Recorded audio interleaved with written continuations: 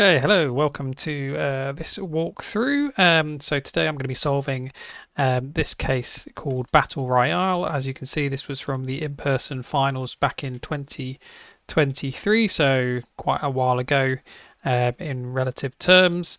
One from way before my time. I am someone who just started this year, 2026, so this was a new case for me that I tried for the first time today.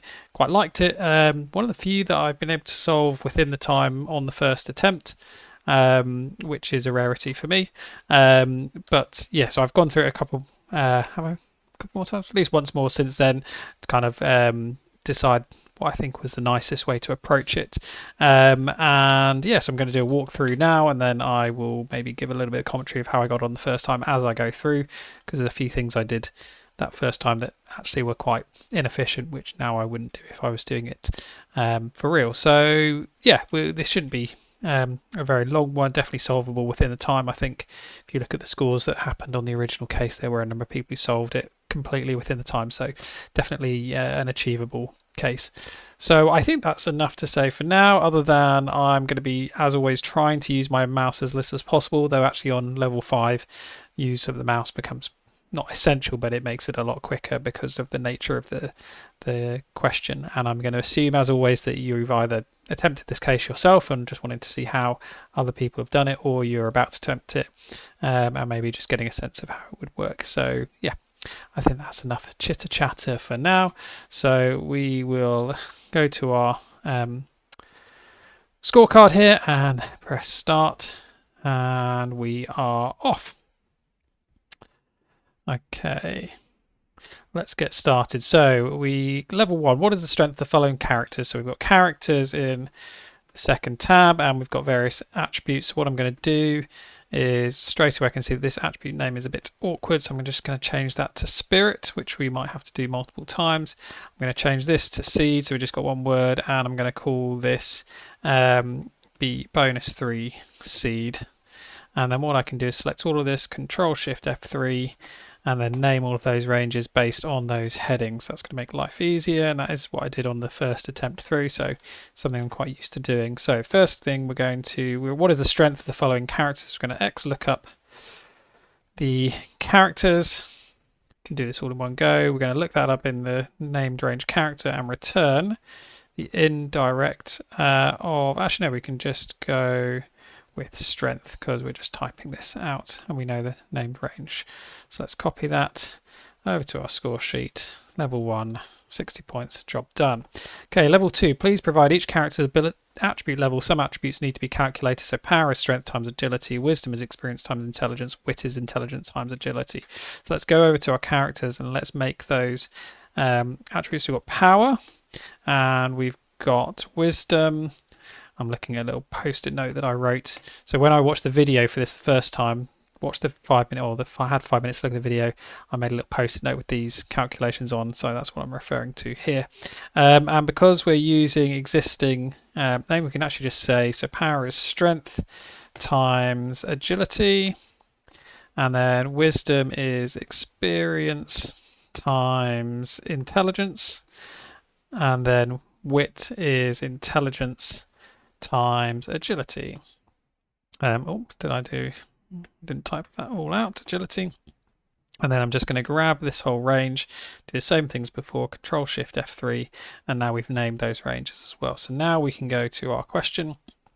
So we want to XLOOKUP the character in the character list, and we're returning the named range, but because it's referenced in a cell, we're going to put that inside an indirect, so the indirect of experience, and we're going to return a couple of errors, which we'll see because of our spirit wall to find. And because there's just 2 here, I'm just going to manually change those. If there were more, I might do a find and replace, but that should be fine.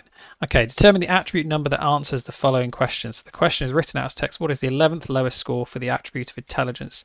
So the first time I did this, I split this by space and just checked them all to see if they were all the same kind of number of words and variations, and they're structured completely consistently. So what we need to know is the placement.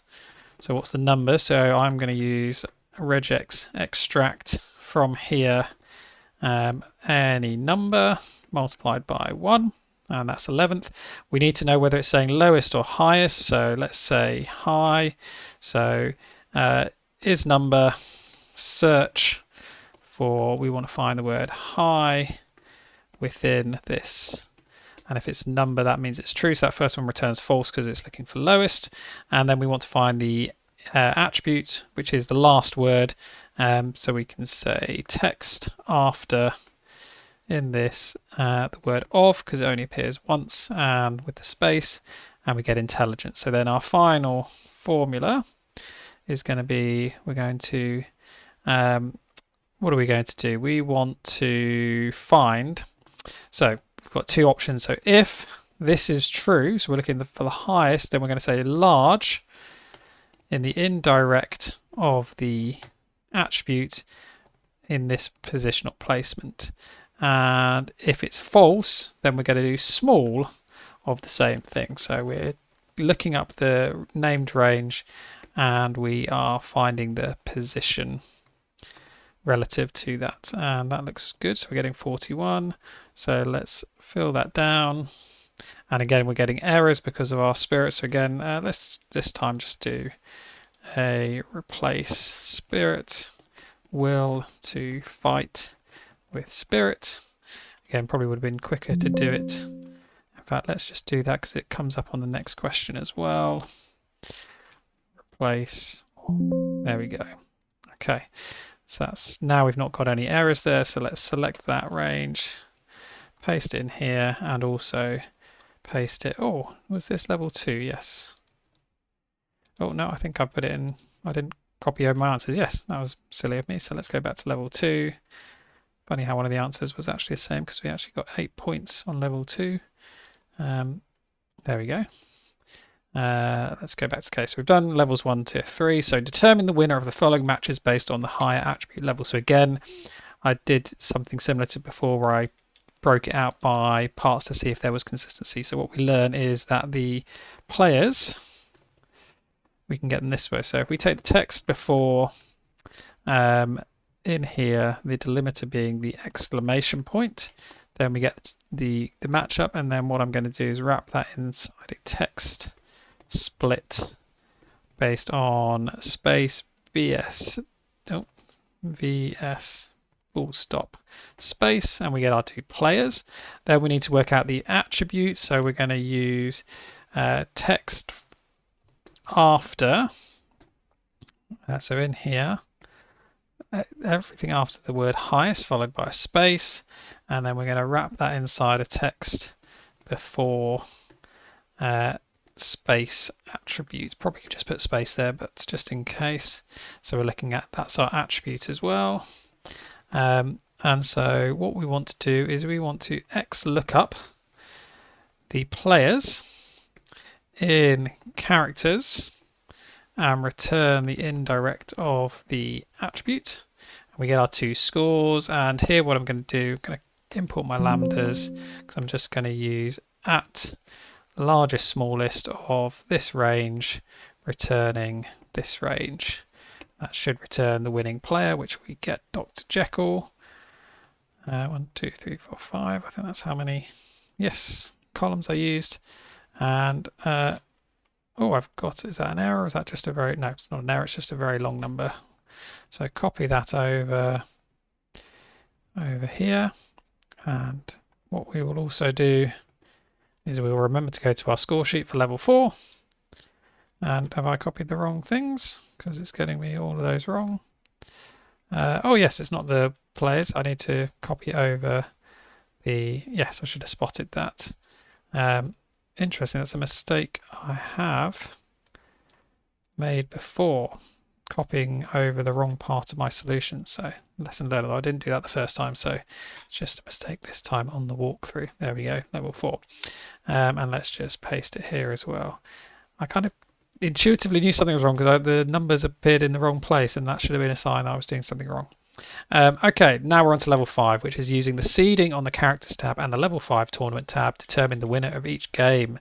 So this is where we're going to be using the mouse a lot because everything is kind of, it is structured, but it's also sort of unstructured in the sense that it's not a proper table.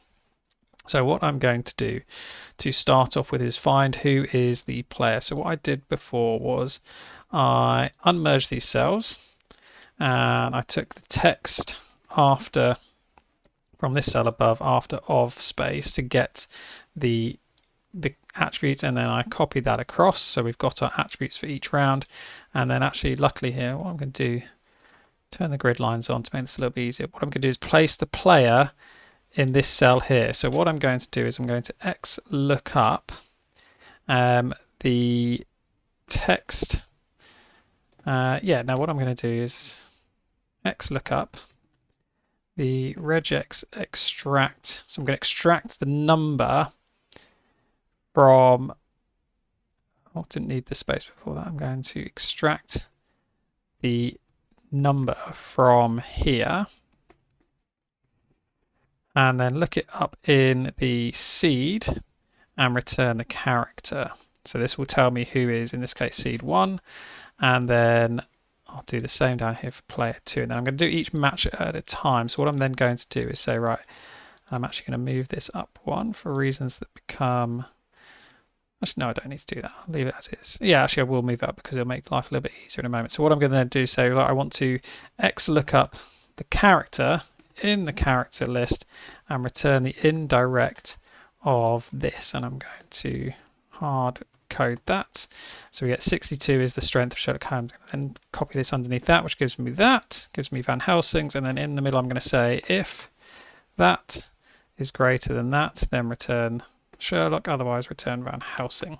So now I've got 5 formulas that represent each contest, and I can now just keep copying and pasting this each time, and this is where mouse work becomes very essential, and that's all of them. So I've then solved all of game 1, and now I need to repeat the process. So what I'm going to do now is I'm going to select all of these cells just above the line, which represent the row where the winner is on the previous round.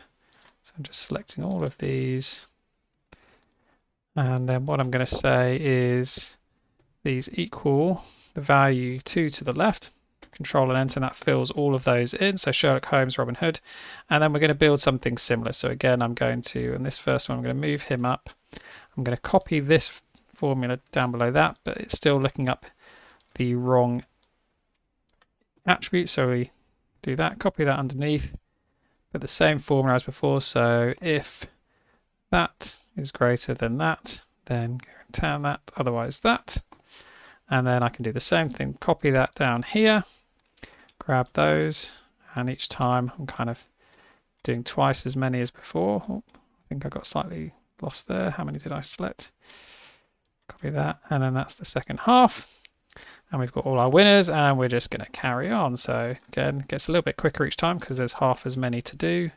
So actually, you might feel like you were doing a load of work on the first level, but actually you realize that the amount of work you do on the first level is pretty much the same you're going to do for the whole thing, because there's the same number of games again, -1. So it's not actually as long as it looks. And I'm going to copy this formula here, change the reference to the correct attribute, move Captain Hook up 1, so I can then just copy and paste this underneath. Then my formula is if that is greater than that, then that, otherwise that. And then I select all of this, paste it here, and now I'm just going to do 4 goes in one. And then we'll just go on to the final, well, not quite the final level, semi-final. So this, we're selecting these 4 semi-finalists. They equal the value 2 to the left, Control plus Enter. Do the same thing as before, copy that value there, change the reader indirect to Spirit. Move that up, copy that formula underneath, and then the middle formula will be if that is greater than that, then that, otherwise that. Oh, what have I got wrong there? If, oh, I put a comma instead of greater than.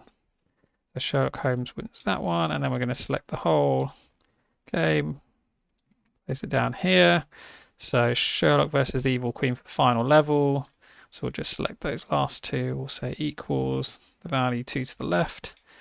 We'll copy the formula we'll change the indirect, move the evil queen up one. Copy, don't actually really need to do it on this last level, but just for neatness sake. And then our final formula is equals if that value is greater than that value, then take the person at the top, otherwise take the person at the bottom.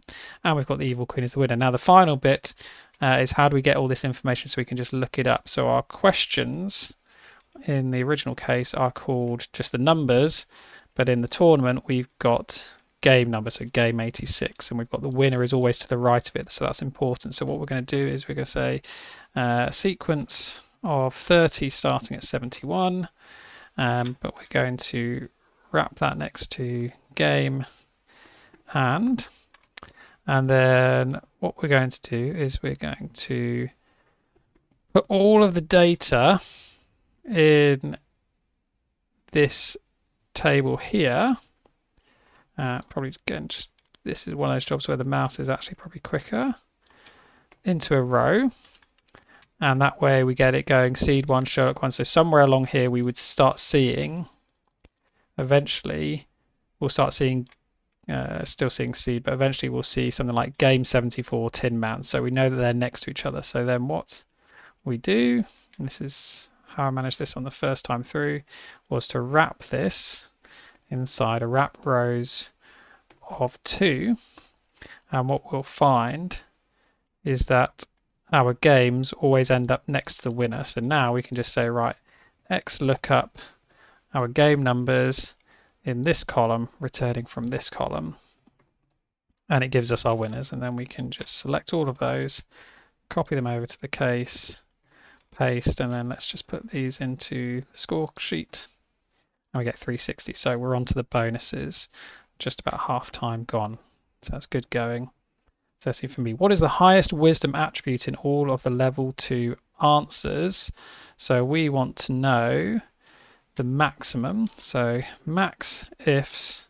It's the maximum of the level 2 answers where the attribute was wisdom. Gives us 1056. Let's check that in our bonuses, although we won't see the answer immediately, so we'll come back to it. And how much will we get if we take the largest answer for level 3 and multiply it by the smallest, excuse me. So the largest multiplied by this one, so we'll just take the maximum of this range times the minimum of the same range. And just check those references, yep, and that's 170880, which we'll paste up here and into our score sheet. And we can see we got the first question right while we were there.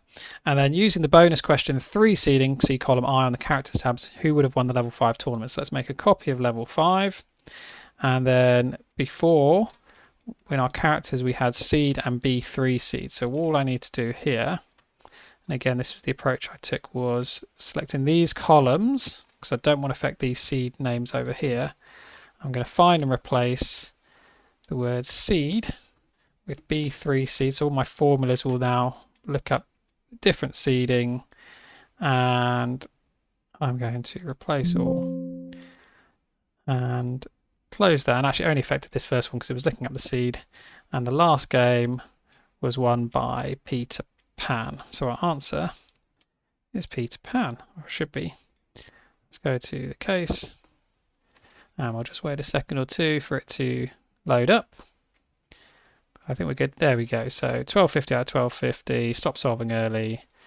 So 17 minutes, very good time, but obviously that's third time through, I think. Yeah, third time through. So yeah, to be expected that you would speed up knowing what is coming. So yeah, really nice case. Obviously the old style where it was 5 levels and 3 bonuses compared to the newer ones which are 7 levels and 5 bonuses. I really enjoyed that. That played to my strengths. This sort of thing where you're pointing at different stuff in the work I do involves data that's often unstructured. So I found that quite, yeah, that was a nice way of doing it. I don't know whether all of the formulas that I used, particularly some of these dynamic array ones, whether those were available in 2003 when this was first done. So without some of those, it would have been a lot harder. I think probably the hardest bit without kind of 2-row and wrap rows would have been trying to then extract from here where you had the game number the item to the right. So it would have been probably a case of looking for it and then maybe some kind of offset. I don't know. I'd be interested to know how other people manage that without use of some of the dynamic formulas that are not or haven't always been available, but maybe they were available, who knows. But yeah, nice case. Other things, maybe could have turned this into a data table, which might have helped with this, although then the naming conventions would have been difficult because you would have to kind of wrap your indirect with the name of the table inside. But yeah, good one, fun case. Felt relatively straightforward compared to some of the stuff I've seen. But yeah, still good way to learn stuff and useful. I think particularly level 5 was a challenge to realize, I'm sure there would be a way where some people might convert this all into a completely flat table and work it out through that. But given the relative size of it, doing it manually actually I think was for me the most efficient. But if you then scaled this up to be 6, 7, 8 rounds, suddenly that manual approach might not be the best, and finding some way to flatten this data and have a formula that cascades through would be impressive, and maybe that's something I'll try if I want to stretch and challenge myself. So yeah, thank you for watching. If you found that helpful, great. As I said, I'm doing this mainly because it helps me think through what I'm doing and work out the lessons learned from each case. So cheers.